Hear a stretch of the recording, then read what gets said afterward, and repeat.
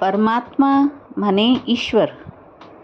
तो कहते हैं कि परमात्मा निराकारी है, निर्विकारी है, निरंकारी है। माने जब हमने ये जाना कि परमात्मा प्रकाश है, ज्ञान है,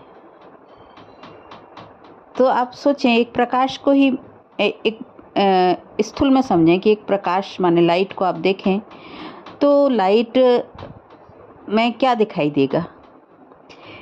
तो जैसे कि निराकारी बोला, निराकारी माने जैसे प्रकाश हम जब कहीं कमरे में हैं लाइट जलाते हैं तो वो हर कोने कोने को प्रकाशित कर देती है ना, लाइट हर कोने कोने में पहुंच जाती है। जितना बड़ा कमरा उतने कमरे में पहुंच जाएगी वो लाइट। माने उसका कोई ऐसा नहीं कि वो किसी हद में बंधी हुई है वो लाइट, है ना, वो फैल जाती है। उसका कोई ऐसा नहीं कि वो आकार है कि बस उतने ही में ही रहेगी और नहीं, वो सब जगह फैल जाती है।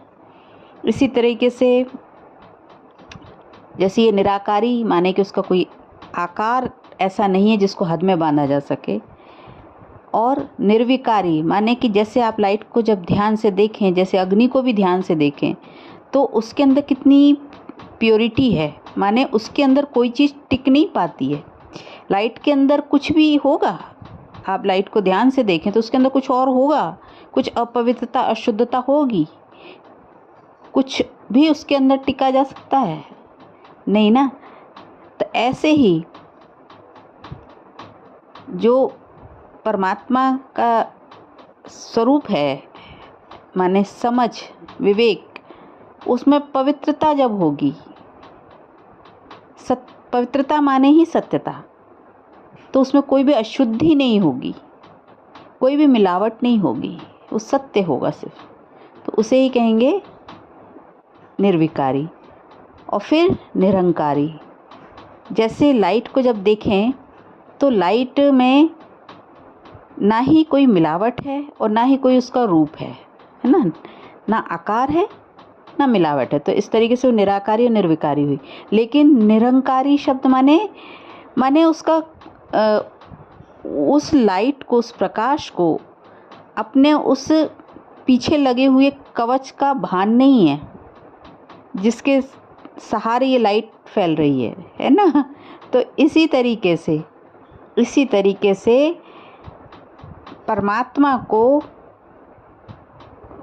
ये परमात्मा का स्वरूप जो ज्ञान स्वरूप है, शांति का सागर है, वो उसके पीछे कोई स्थूल या भौतिक चीज़ों का सहारा नहीं है।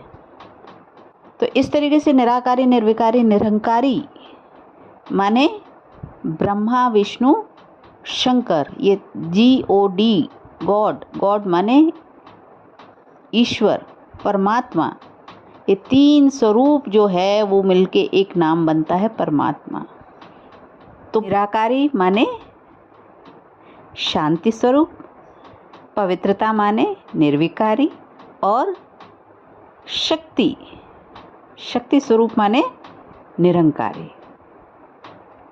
तो इस तरीके से तीन स्वरूप GOD, गॉड, ब्रह्मा, विष्णु और शंकर, परमात्मा का वो स्वरूप है। तो ये वो ज्ञान जिससे हम सत्य को जान पाते हैं, वही परमात्मा है। ओम शांति।